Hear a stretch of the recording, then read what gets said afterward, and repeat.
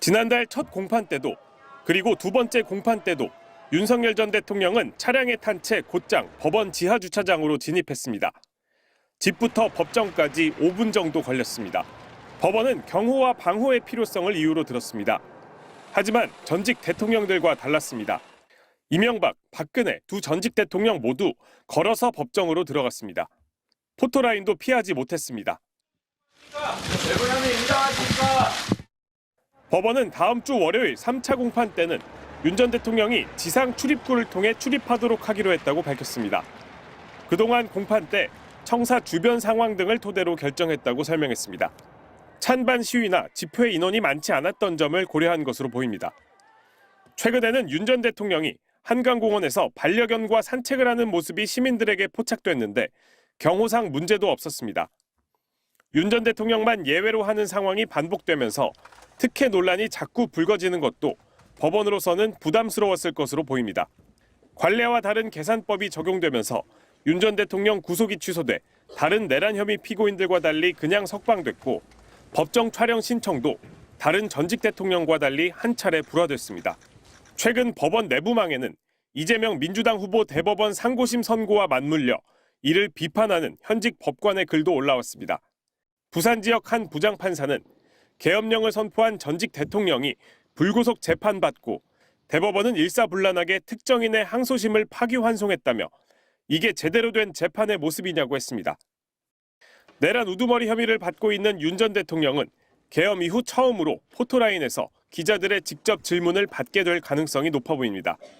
윤 전 대통령 측에게 법원의 지상 출입 결정을 어떻게 받아들이는지 포토라인에서 기자들 질문에 답할지 물었지만 답하지 않았습니다. MBC 뉴스 윤상문입니다. 윤석열 전 대통령이 내란 우두머리 혐의 재판을 받기 위해 법정에 출석하는 모습이 다음 주 처음으로 공개됩니다. 서울법원 종합청사 관리 업무를 담당하는 서울고법은 오는 12일 예정된 공판 진행과 관련해 피고인인 윤 전 대통령이 서울법원 종합청사 서관 쪽 지상 출입구를 통해 출입하도록 하기로 했다고 밝혔습니다. 법원 관계자는 그간 공판기일의 청사 주변 상황 등을 토대로 서울고법, 서울중앙지법 주요 관계자 등 간담회에서 논의된 사항 등을 종합적으로 고려해 청사관리관인 서울고등법원장이 결정한 사안이라고 설명했습니다. 그동안은 법원 결정에 따라 앞서 열린 공판에서 윤 전 대통령은 차를 탄 채 지하주차장을 통해 곧장 법원 지하로 들어가 재판정 밖에서 포토라인에 섰던 박근혜, 이명박 전직 대통령에 비해 특혜라는 지적이 나왔습니다. 윤 전 대통령 사건 재판부의 구속 취소 결정에 이어 재판정 내부 차량도 한 차례 불어댄 바 있어 논란이 커졌던 겁니다. 하지만 재판정 내부 촬영 허가에 이어 지상 출입 결정까지 나오면서 윤 전 대통령이 이른바 포토라인에서 취재진의 질문을 직접 받을지 관심이 모아지고 있습니다. 내란 수계가 개 끌고 백주 대낮을 활보하고 다니는 게 사법 정의입니까? 윤석열이 연휴를 맞아 한강공원에서 반려견과 산책하는 모습이 포착되었습니다. 내란 수계가 감옥 대신 백주 대낮에 거리를 활보하고 있습니다. 구속 취소를 결정해준 법원과 즉시 항고를 포기한 검찰의 특혜가 아니었다면 있을 수 없는 일입니다. 내란 수계가 개 끌고 백주 대낮을 활보하고 다니는 게 사법 정의입니까? 최고법원의 수장을 자처하는 조희대 대법원장에게 묻습니다. 자신을 대법원장으로 임명해준 친구에 대한 고마움과 의리를 다하는 것이 사법 정의입니까?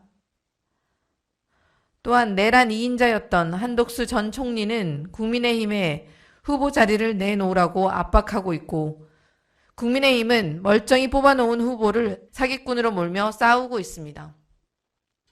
이런 모습들이야말로 일부 판사들이 땅에 떨어뜨린 사법 정의의 현실을 보여주는 살 풍경입니다. 법의 사슬 밖에서 거리를 활보하는 내란 수괴와 내란 공범들을 보며 국민께서는 사법부에 대한 신뢰를 버리고 계십니다. 조희대 대법원장은 내란 수괴에 대한 납득할 수 없는 잣대가 사법 정의인지 답해야 합니다.